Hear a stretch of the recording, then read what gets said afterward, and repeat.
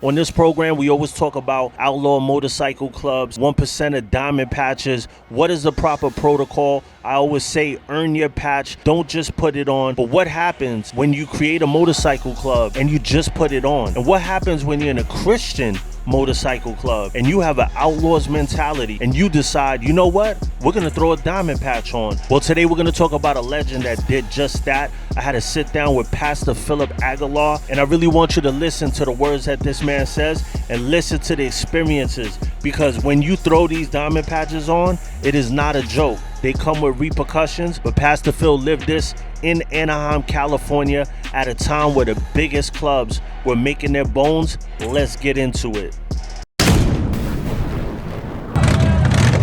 In prison, I started a group called God's Gang. And so right from the get-go, it was in my blood to be a leader and get a group going. So I had a group called God's Gang. And we were still, buttoning up to the top, wearing our bandana half over our eyes, and looking all gangster, because we were brand new Christians. We were rough around, just like in the Bible, them Peter and all those that hung out with Jesus, they were badass. They're cutting off ears, They were ready to fight, all that stuff. So I had a real rough beginning, because that's my old school ways, That's how I used to live. So it wasn't easy just changing overnight, but I was serious business. I did so well, on serving God while I was locked up, that they let me out 2 years later. Wow. And then 2 years later, I come out and hit the streets, and the same girl that I burnt for all that stuff, stole everything from, stuff like that, she saw the change in me and married me. Wow. So here now, I'm getting blessed. I got this beautiful woman in my life, man. We started having kids. I got a good job as soon as I got out in Anaheim. I got a job for the city of Anaheim. Nice. But then I felt something inside saying, man, you need to help people like yourself. I read this thing where it said, Jesus said, follow me and I'll make you to become fishers of men. Mm-hmm. And I go, wow, man, I'm going to be fishing for men. And I realized that I don't really fish, though, for the tuna or the marlin or the fancy. I fish for carp. Yeah. When's the last time you were invited out for a carp dinner? Yeah. Nobody invites anybody. We're bottom feeders. So I found out my people are the addicts, the gang members, the bikers, the misfits, those that everybody knows. Look at those sinners. I think that what you do is more important than a lot of people understand. Everybody tries to Bible thump to people that come from where we come from, and they come off in a way where they can't relate. And I believe God made you go through all the stuff that you went through because this is your purpose. God was watching over you the whole time. You were in Chino, you could have got killed at any moment, you know what I mean? But you were always protected. But we don't know that we're protected, but we really are. And I think what you're doing, I look at you like a modern Templar. You established that believing in God isn't something that's corny or or you have to be buttoned up or whatever.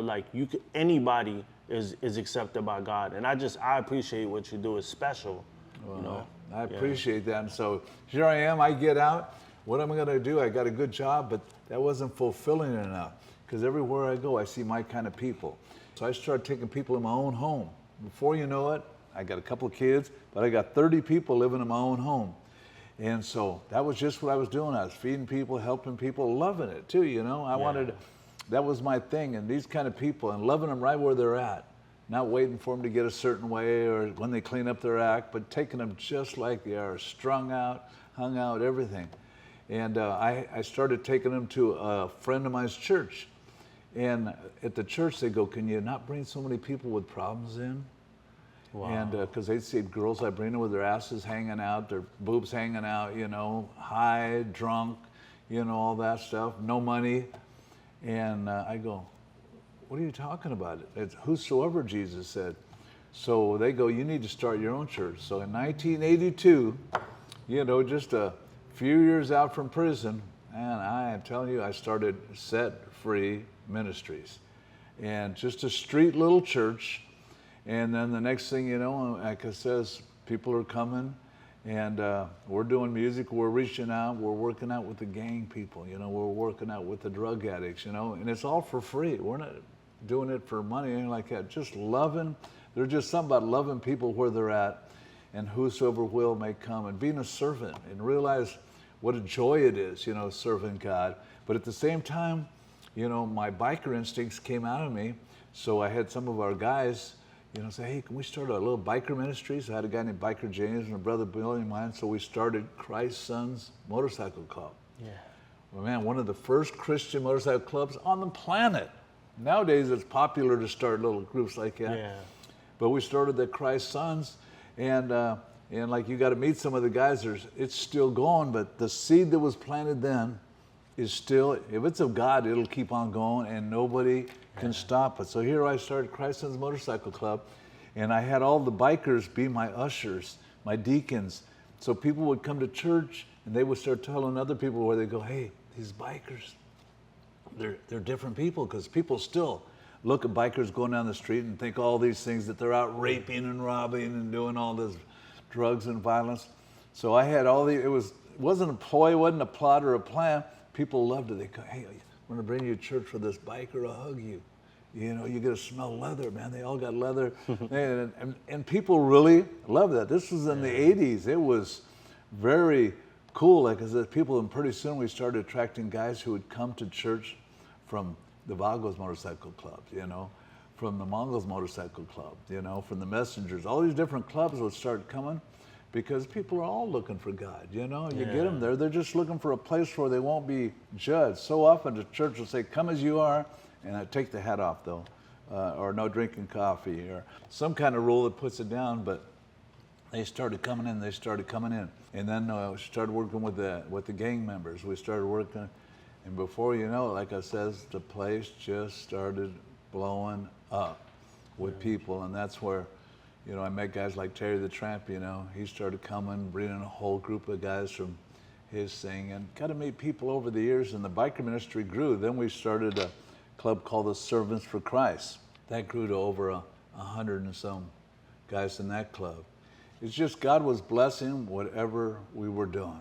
So how is that? Because, you know, like a lot of the bigger clubs, when you expand, they have problems with that. Since you were so tied in because of the Set Free, how rough was it, you know, first coming out with all these people in a new club? Because you talk about it like it's a regular thing, but there's clubs that try to start every day that get shut down.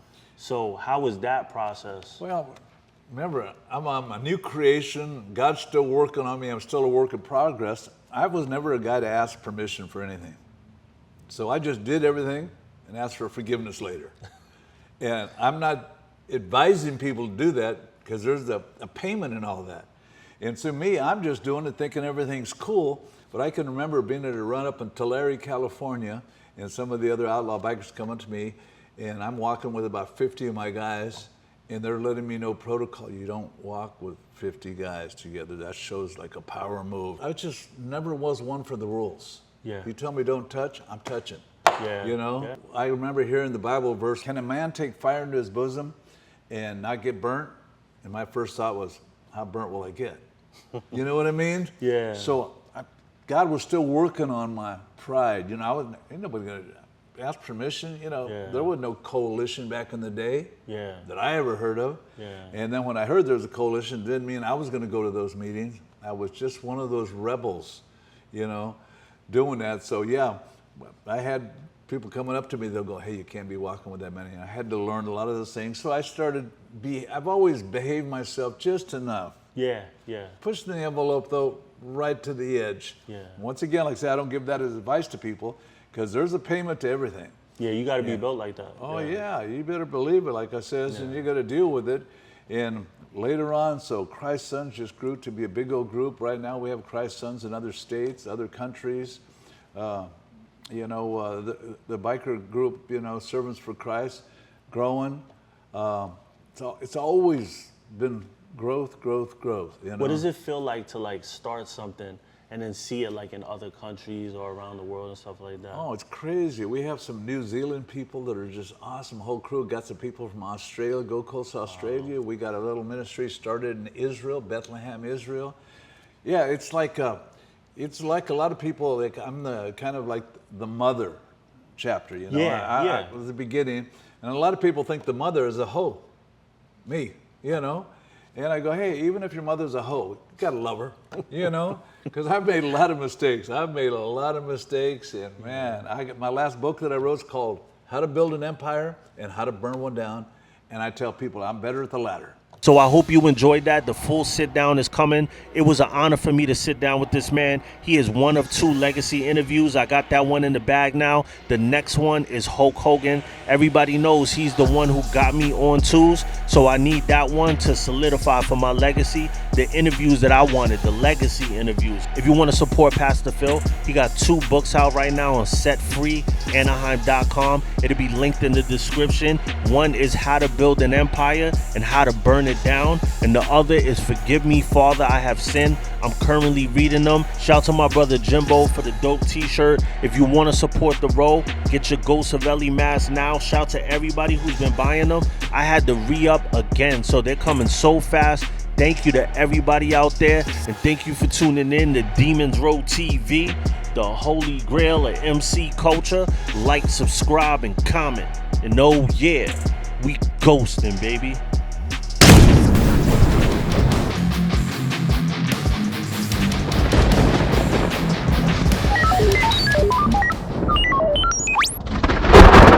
Oh.